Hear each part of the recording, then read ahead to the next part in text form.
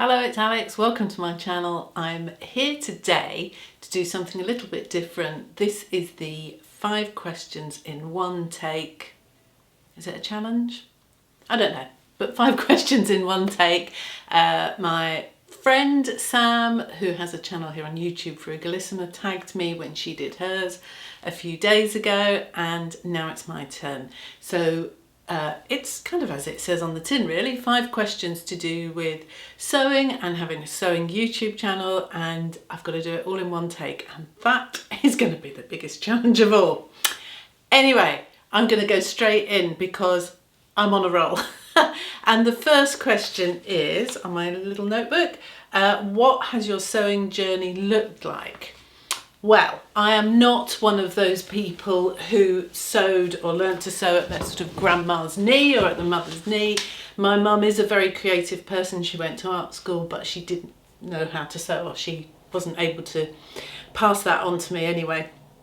And I was always, as a child, a kind of creative, arty, crafty person. My most memorable favourite present as a child for Christmas was the year that I was given one of those old Victorian desks, you know, the sort that's like a desk with a chair all in one, and inside the desk, when I flipped it up, was just a load of craft materials, paints and pens and bits of paper and glue and stickers probably, and I loved anything like that.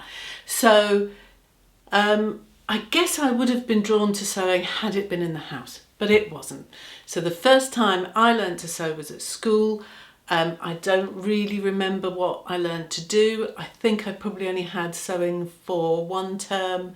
I remember us being taught to sew in straight lines we were given a sheet with lines on it, sheet of paper with lines on it, and we were told to use that on the sewing machine. I guess there was no thread in it. And we practiced doing straight lines on the sheet of paper. I hate to think what that was doing to the needle. Anyway, only did it for a term, but I loved it.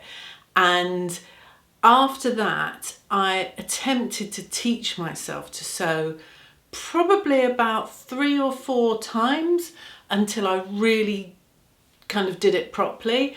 I had a phase in my early 20s where I would go and buy sewing patterns and try and work it out, and at that point I worked literally just down the road from Liberty, so I used to go to Liberty in my lunch hour and buy what were probably quite expensive fabrics and take them home and give it a go. And I have got a photograph of a pair of culottes that I made and wore on holiday, so I'll insert that.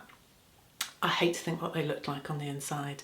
Anyway, I had a few attempts. If I could find a second-hand sewing machine, I'd buy one at a car boot sale, that sort of thing. But I didn't really learn to sew properly until I had my first baby.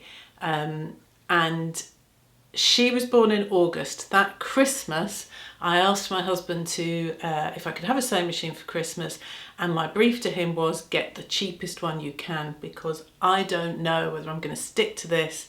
I've tried many times before and I don't want you to waste your money. So that's what he did. And I guess I'd had quite a full-on career. I used to produce TV commercials, and I was a little bit worried about being a stay-at-home mum, a little bit worried about losing identity, and I was quite keen to find something that was mine, as you know, away from not just being mum. Obviously it's important being mum, but I hope you know what I mean. And sewing seemed to fill that for me. So I had some books that I would read. I would ring my mother-in-law. We at the time lived in London, and my mother-in-law lives where we are now in Manchester, so a couple of 100 miles away. I used to ring her and try and get her to help me if I got stuck. And then eventually I booked myself onto a sewing course. By that point my daughter was 1, and it was great. It was 1 day a week, and it had a creche, and I braved it because I was one of those parents that, you know, wouldn't leave my child with anybody. But I braved it. I took her to the creche and I went to the sewing class. It was like a school day, sort of, I don't know, 10 till 4, that sort of thing. And it was brilliant, but unfortunately Unfortunately, the teacher, after a few weeks, maybe a term, got ill, and they attempted to keep the class going, but it kind of petered out. But it gave me enough to get going with, and then that was me up and running. And over the years, I would occasionally do little classes here and there if I could get to them, because I then had another 2 children. My kids were born within 3 years, the last 2 being born in the same year. So I was pretty busy and not a lot of time for much else. But when I could, I would sew. And I spent many years being just kind of cautious. Of course, I didn't have YouTube or anything online, and all I had really was books. So anything that was complicated with proper collars, I could just about do a collar if it didn't have a collar stand, but that was it. I wouldn't have done anything like welt pockets. I was very careful to avoid buttonholes if I could. If I've got anything that I sewed in those very early days, I'll insert some pictures. But yeah, really for a long time, I just avoided anything complicated until, and I've said this before because I've done a video about Craftsy, until Craftsy came along. And when Craftsy came along, at that point, it wasn't a subscription model. You had to buy each course individually, but there were often deals. And I eventually did a couple of Craftsy courses, and they changed my sewing life. The shirt making course with Pam Howard on Craftsy is what got me addicted to making shirts, and pretty much anything by Kenneth D. King. They taught me how to do shirts and collars and all the rest of it. More importantly, they taught me that those things are not quite as complicated as I had got myself to. Yeah, I'd led myself to believe that it was impossible and I'd never managed to do those things. But actually, yeah, following those courses and following those instructors, those 2 in particular are fabulous. Yeah, they kind of changed sewing for me. So I then started to sew things that were a little bit more complex. It coincided, by that point we'd moved up here to Manchester. Kids were a little bit older. I had a little bit more time. So that's kind of where my sewing journey kind of started and what took me to this point. So, God, I hope I'm not being too long-winded. Right, question number 2, describe your sewing space. Well, I am actually in my new sewing room, but I haven't shown it to you yet, and I will do that soon. I've still got my husband to put some shelves up, but it was his birthday last week, and he was really busy at work, and he's just not had a chance to do it, and I didn't really feel that this weekend I could say, happy birthday, please can you put some shelves up? So I will show you this room. But over the years, when I started off, like most people, I was sewing on the dining room table, and of course I had very small children, toddlers and babies at that point, so you've got to be very careful about what you leave around. As I say, my mother-in-law sewed, and she has a horrific story that involves her foot and a pin, which I will tell you another day. But my husband, having been brought up with that tale, is particularly nervous about sewing stuff being out and dropping pins on floors and all of that sort of thing. So yeah, it was difficult in the early stages. I'd have to, you know what it's like, you've been there, you've all been there. You get your stuff out and you do a bit and then you have to pack it all away. I've done my time. But now I have my own room, which has moved around this house a few times. But in general, I don't think you can sew and not be messy. I think it's impossible. It is by its very nature a fairly messy process. But what I do is whenever I finish a project, before I start the next one, I tidy up. And I don't think that I could be described as somebody who's super, super tidy or super, super messy really. But I like everything to have a place. So the minute I finished when I'm in the middle of making something, it's mayhem in there. There's stuff everywhere. But once it's finished, I like to put everything back to where it belongs and run the Hoover around, and then I'm sort of ready to go again. And yeah, I just feel that that in-between stage where you tidy up is often when I start getting ideas about the next thing and start to get excited again. So yeah, that works really well for me. So kind of a bit messy and a bit not. So question number 3, what's it like to be a sewing YouTuber? Does it meet your expectations, etc.? Well, I think everybody who's going to answer these questions is going to tell you it's harder than you think. And it's true, it is harder than you think. Some of the things that are hard for me are some of the technical things. You know, we're just normal people in our homes. I have, you know, it's where do you do it? What space do you need? I find when I do these videos in Dave's studio at the bottom of the garden, I like that because I find for some reason I feel more comfortable when I can walk around and I can stand up than when I'm sitting down like I'm doing now. But on the other hand, we've got a railway that runs around the back. You've got birds tweeting. You can guarantee the neighbours will start mowing their lawns or doing some DIY. And all of those things are really annoying. Or like I had on my video on Friday, you've got lovely lighting and because it's just natural daylight, and then all of a sudden the sun hides behind a cloud and it disappears and it's all dark. Or you're in the house and the postman knocks on the door and the dog's going berserk. All of those things are really annoying. So yeah, that's all a bit of a pain. But on the other hand, there are some really good things that come out of it. And to be honest, the biggest thing is the community around it, the comments, and just it's not an ego thing. It's more that we're always saying it's a very solitary hobby, this, and you can begin to believe that no one else is doing it, can't you? You know, I don't really know anybody that I haven't met through sewing. I didn't know anybody before who sewed, and it's just lovely kind of all coming together and being able to talk about it together with other people that feel the same and have the same passion or addiction. So yeah, it's the community that's the nicest bit. It's really, yeah, it's really amazing. So I don't know what I thought it was going to be like, but yeah, those are the pluses and minuses. Right, next question. Describe a memorable project. Well, I brought this project, which is sitting next to me now, because it kind of led me to end up making YouTube videos. And it's this, which is a jacket I made for my husband. And I think it was a few years ago now, maybe 4 or 5 years ago. So it's going to be a bit hard because maybe I can insert a picture. Is that allowed?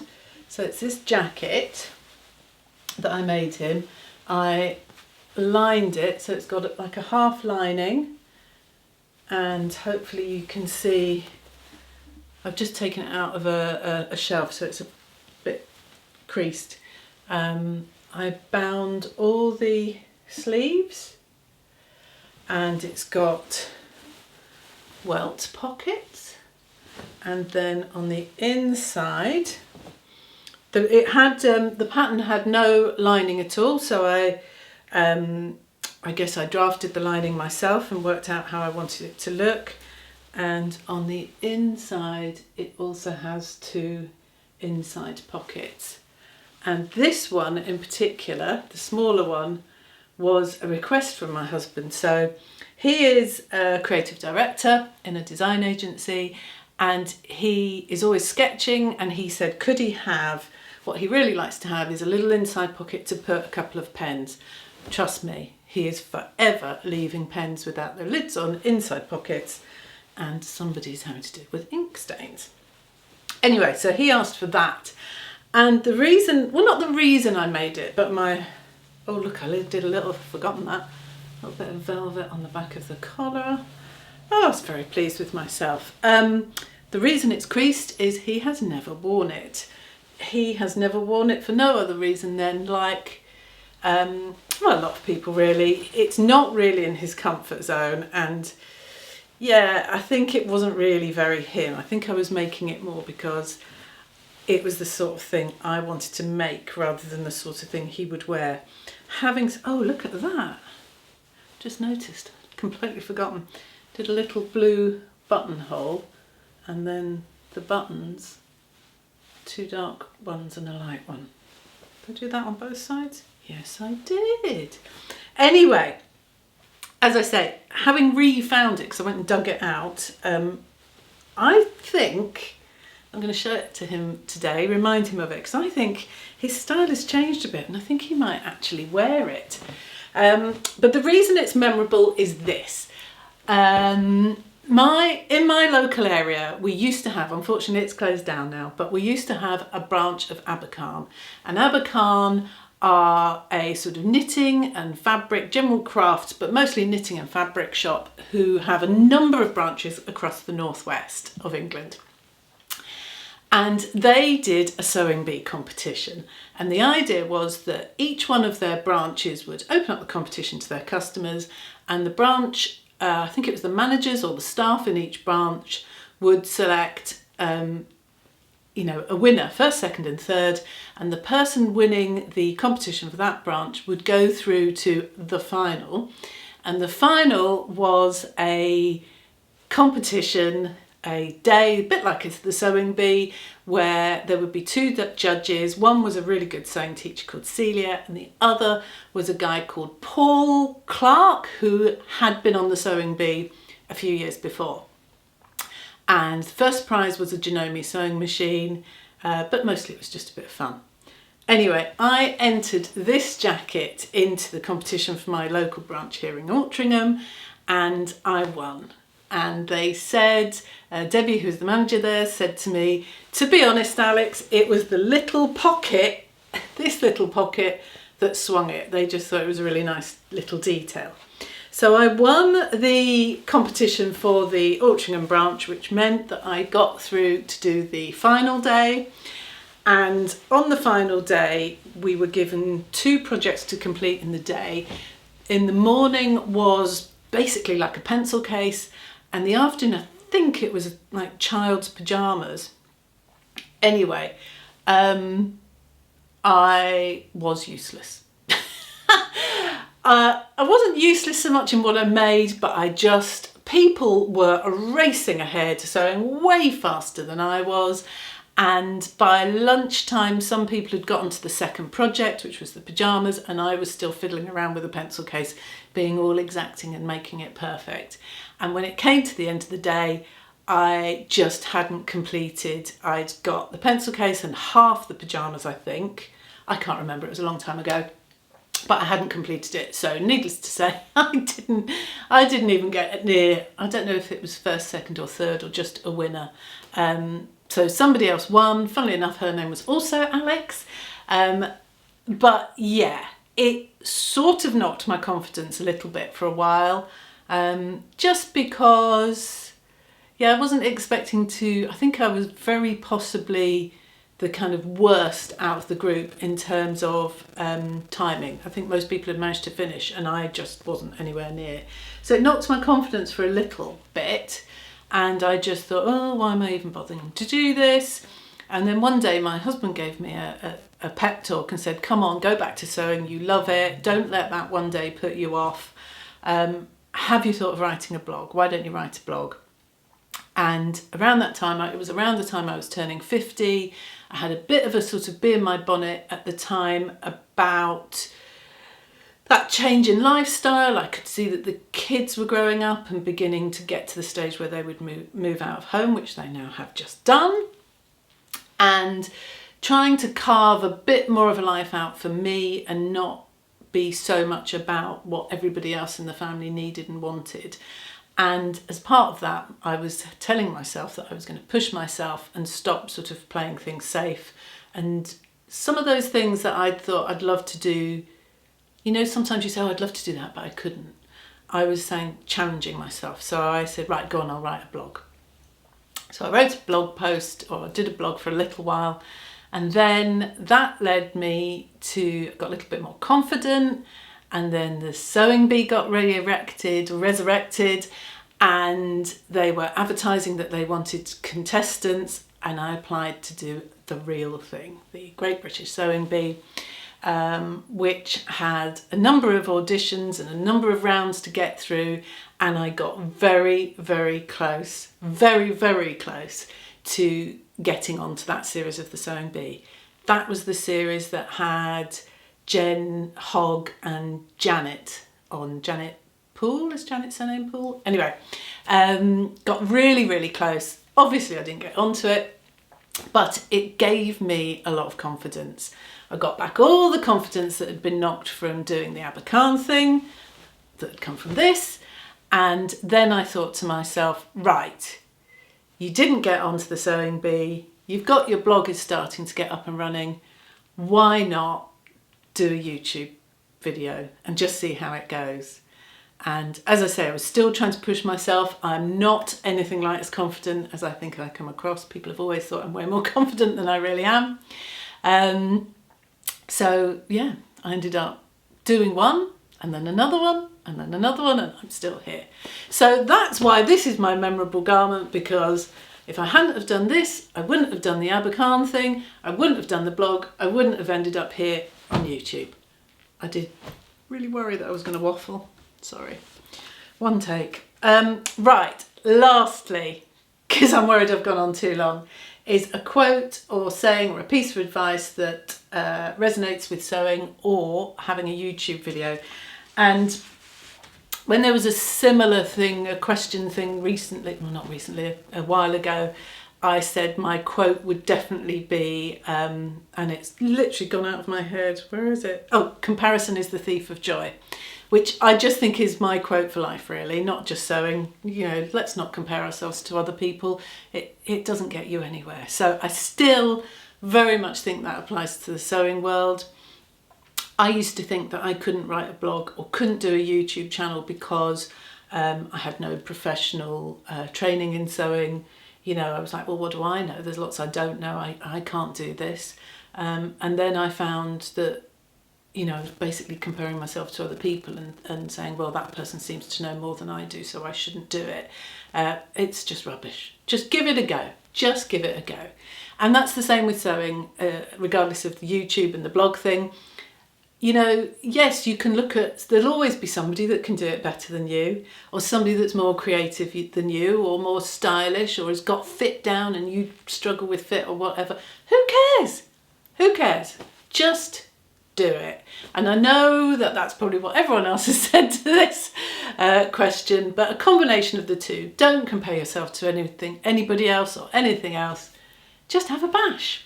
And I would honestly say give YouTube a go if you fancy doing it. When I started doing it, it was partly because when I was looking for sewing YouTubers that were similar to me. There seemed to be lots of people that were a lot younger, and I enjoyed their channels and that was brilliant, but I just wondered whether there might be somebody in a similar kind of age group to me. I couldn't find anybody, and I thought, well, if I'm looking for somebody of that age group, maybe other people are, and maybe they're not, and if they're not, that's fine. I've tried it. So I think there's room out there for everyone. I think just give it a try. Give it a try.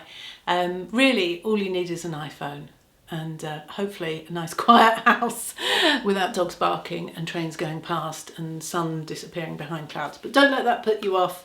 Definitely give it a go, and definitely give sewing a go. Just start with, if you've never sewn before, start with something really simple. Start with a scrunchie or a face mask or anything like that. So yeah, and then at the end of all of this, I think we're supposed to tag some other people, and I suspect that anybody that I would have tagged has already been tagged in it. I will tag my pal over in Australia, Kristen, from the Dahlia Society. I'll definitely tag Kristen if she's not already been tagged. But in general, I would just say, if you have been thinking of making a sewing YouTube video or a little channel and you've been too nervous to do it, I'm going to throw the gauntlet and say, why don't you give it a go? And I'm tagging you. So anybody who fancies giving it a try, why don't you do it? 5 questions in one take. Hopefully you won't ramble as much as I do. But yeah, give it a try. Why not? What's going to happen? Sewing community is lovely. People don't tend to say horrible things, so don't worry about that and just give it a go. All right, thanks a lot, Sam, Frugalissima. Go check her out. But yeah, thank you very much. I will be back soon. Bye-bye.